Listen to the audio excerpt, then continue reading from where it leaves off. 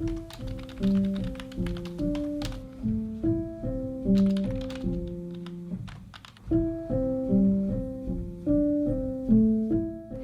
everyone and welcome to another video. Right now it is about 11 a.m. I don't have anything to do today between now and sort of like 6 p.m. So my hope is that I can honestly get a lot of really productive work done. I'm sort of at this point in the story that I'm working on where I feel quite stuck, and so I've been putting some stuff off. So I've kind of been like putting off working on this project. It's not like writer's block, like I've spoken about this before, that I find that term a bit like, I don't know, like kind of like self-indulgent. It's not like creative writing block. It's the fact that like you feel burnt out or you feel tired or like there's a specific reason. It's not like some like magical whimsical writing thing. But yeah, the truth is that I'm actually a little bit stuck at this specific part in what I'm working on, and it's making me feel really frustrated. So I just want to get through this bit. I honestly just need to sit down and work out the problem that I'm having and like work through this little section. So I figured that I would vlog today and hold myself accountable. Basically what's happening is that I've been working on this story for a little bit now, and I've sort of like built up the beginning of it, and I know what my beginning is, but I'm at this point in the story where it could go one way or it could go another way, and depending on like which route I take, it's going to be a big influence on the story, and I don't want to write in the wrong direction because that's going to mean a lot of wasted time. I've been working on projects before where I've taken the wrong turn and then I've had to throw out like many tens of thousands of words, and that is just a part of the process. Sometimes like you have to write the wrong words in order to find the right ones, but I find that really frustrating, so I want to avoid that where I can. Let's set up and get writing and just get this writing day started. I have like 6 hours. That's honestly, that should be enough time to get some serious work done. After 6 p.m. I kind of want to like stop working and spend time with Tyler and then like play video games and stuff, but until that point I have no excuses. I need to get some work done. Let's go make some tea. Okay, so before we jump in and do actually start writing, I wanted to thank the sponsor of this video, which is Ana Luisa. Now, Ana Luisa are a wonderful, sustainable jewelry company who make absolutely beautiful jewelry pieces. Recently, they sent me like these pieces, which are the like Hannah Lee earrings. I love them so much. Like I really love like the dangly little dagger here. It kind of reminds me of Zoro from One Piece, which is why I was really excited about these earrings, because I love the dagger. I think it's so cool. They also sent me this like simple ear cuff and take off and put back on again without needing a piercing. These earrings as well, they are just some really beautiful chunky hoops. These ones are the Paris earrings. Really love the pieces that they sent me. They're so pretty. I think Ana Luisa is genuinely such a brilliant brand. They care so much about sustainability. They are 100% carbon neutral, and also for really nice quality jewelry, like they're actually quite affordable. This jewelry, like it lasts so long. It's made from real gold. Like it doesn't tarnish, it doesn't break, it doesn't hurt my ridiculously sensitive ears. I love their pieces so much. They are currently having a summer sale, which means that site-wide everything is 20% off. So if you guys want to treat yourself to some lovely, high quality, sustainable jewelry, which is like beautifully designed, please click the link in the description down below and go check out Ana Luisa's jewelry.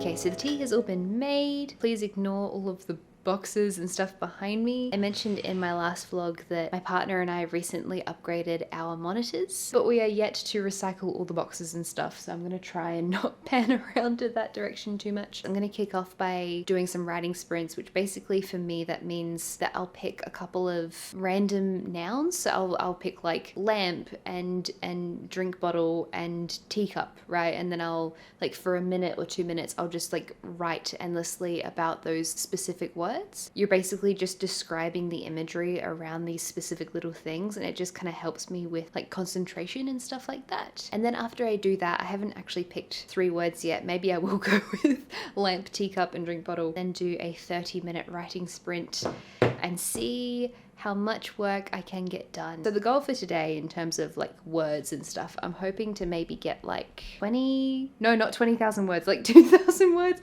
Oh God, can you imagine doing 20,000 words? That would be the worst bit of writing in the entire world if I did 20,000 words in one day. No, I'm hoping to do like 2,000 words today. Fingers crossed. I mean, if I'm working for like 6 hours and it's only 2,000 words, that'd be pretty slow for me, but we'll see how we go.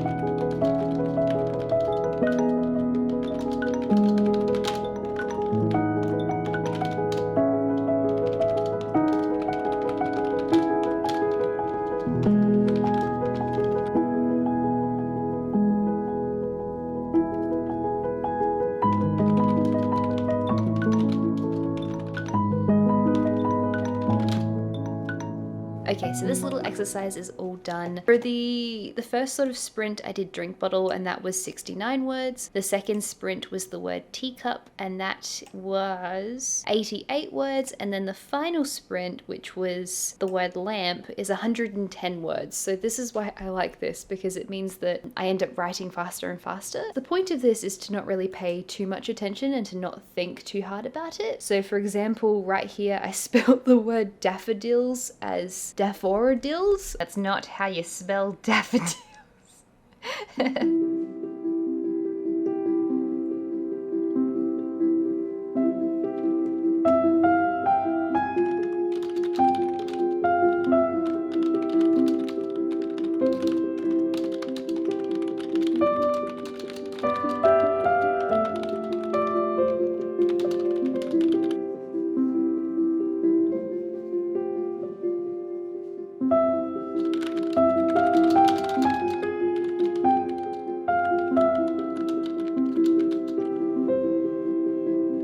Okay, one of the best things about sitting in this position while I vlog, sorry, I almost just knocked over my tripod, is that I can rest my arm on my knee and it makes this camera way less heavy. Let's see, how much did I do? 790 words. Okay, so that was pretty good. In half an hour, I did 790 words. Because at the moment, I'm sort of working on like a very rough first draft of this project. For me, with the way I work, there's a lot of me just having to get the story down, and then I'll go back and refine different elements later on, because this is I don't think I've actually told you guys what I'm working on at the moment. I'm working on a bigger like fantasy story project, and there's a lot of world building in this one. I love imagery. Like, I love writing imagery. It's one of my favorite things in the world. Like, it's probably why the like writing sprints work so well for me, because it's just pure imagery. I could spend 20,000 words describing a tree. Like, I could do it. I could honestly do it, and I would enjoy every second of it. But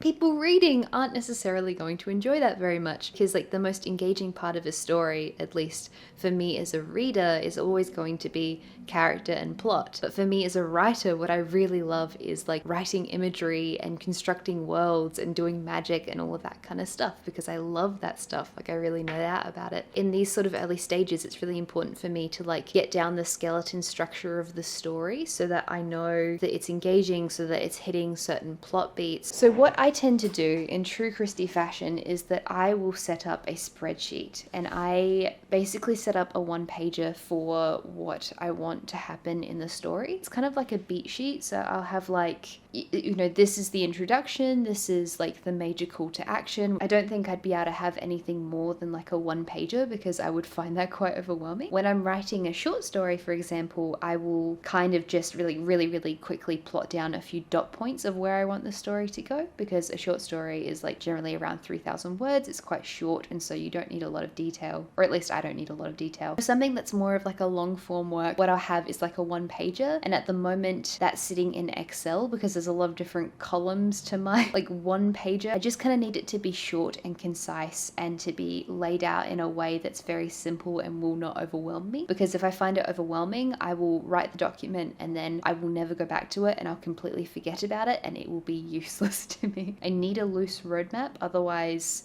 I'll get overwhelmed. This is like a consistent theme, is that everything I do when I'm writing is to try and avoid me getting overwhelmed. If you're actually working on a big writing project, it takes many hundreds of hours. Like the last writing project I did would have taken over 1,000 hours. Like it's a really involved thing to do. So I try to avoid overwhelming myself too much and try to make it simple. Anyway, I'm working on basically a zero draft, which is like a really rough first draft. There's a lot of like highlighted yellow bits that say like come back to this or like expand upon this, because I don't want to get bogged down in doing world building when what I need to be doing at this point in the story is focusing on plot and character and stuff like that. I'm not quite ready to get lunch yet. I think I'm gonna get another cup of tea and then get some biscuits. So I made some biscuits, I'll show you. Oh god.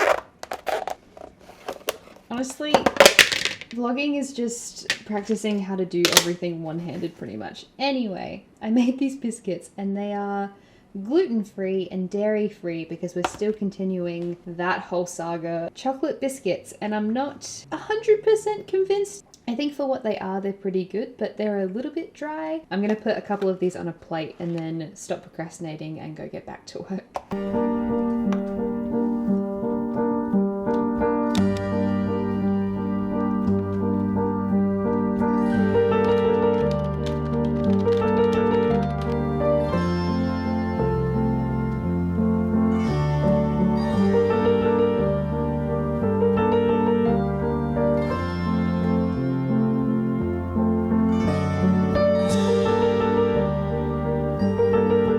Two sprints that I did, which was like an hour of really like dedicated work, I actually went a little bit over the hour. I've ended up at 1,700 words. Now, I was hoping, like my like really conservative hope for today was that I was going to get to 2,000 words, and we are very much on track to get there. It is now 2 p.m. so I actually got distracted for a little while with some like work stuff, and then Tyler called, and yes, just time passes so quickly, and because I so easily distracted by things, I end up on Twitter for 20 minutes and then I'm like, where is the time gone? So yeah, it's like 2:30-ish and I haven't eaten lunch yet, so I'm gonna go do that. I think I'm unraveling this little knot that I had in this story, so I think I'm sort of getting to the point where I can actually get past this little hurdle that I have. I've like outlined the rest of the things I want to happen in this chapter, and I've got a clear path of where to go now, which is really good. So yes, I want to thank you guys, because I have tried to sit down a number of times and concentrate, and this vlog is the only thing that's helped this far, because I've actually had to be accountable and properly get my writing done. So thank you for that. Anyway, let's go make some lunch.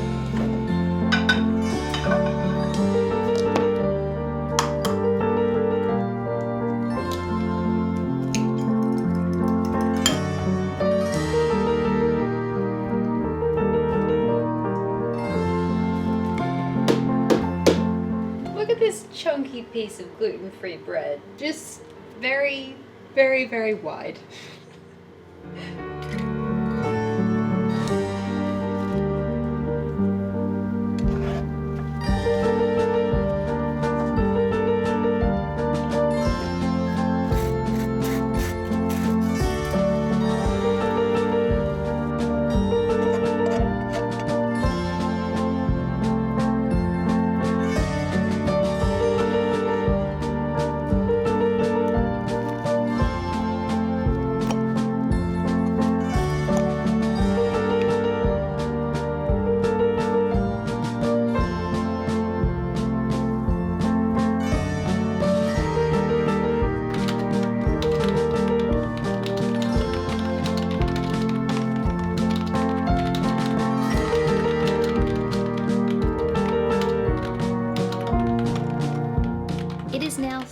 3:50 p.m. and I have made some decent progress, I think. When I'm writing, the amount of words that I can do per hour really changes depending on where I am in a project. This section is taking a really long time to write because I'm going back and I'm changing stuff and I'm editing it. The most important thing, at least for me really, is that like the words that I'm writing are good so that I can use them later. I made a video recently where I spoke about healthy productivity and stuff like that, and I spoke about the law of diminishing returns, which is a really well-known economic principle. There's only so much you can put into a specific task until you're not getting enough out of it for the amount of input you have. So basically, if you get to the point where you're like creatively exhausted at the end of the day and you can't write as well and you're not like writing quality work, then there's no point in you like continuing on writing, especially because like it just means that you're going to have more editing work later and it might be actually a bit harder for you to get back into the project the next time you sit down to write. So basically what I'm saying is I feel like I should have written more words by now, but 2400 is pretty good. I think this is the scene that I wasn't looking forward to because this is the point where I have to decide where this part of the story is going. I know that some people will write their books out of order. They'll work on the scenes that they really care about and they'll plot the whole thing and then they'll just go back and forth. I can't do that. I have to write things from start to finish. Like I need to just sit down and write the whole thing and then go back and do the next draft from start to finish and then do it that way. I find it really interesting to like find out about other people's processes. I honestly do get like a little bit of imposter syndrome when I'm making videos like this because the thing is that like I'm not a published story writer. I'm just wanting to share this journey with you guys and this sort of like stage of me trying to learn how to do this because it's always going to be like a learning process. It's almost like 4 p.m. now. I want to try and see how much more I can write. I have a few more hours before I wanted to give up writing, so I'm going to try and push through and do this scene that I'm really intimidated by because I don't know this character well enough that I'm writing about. Like I don't know what she's going to do. And I sort of have to work out what she needs to do in this scene, and so that's what I'm gonna have to problem solve in a second.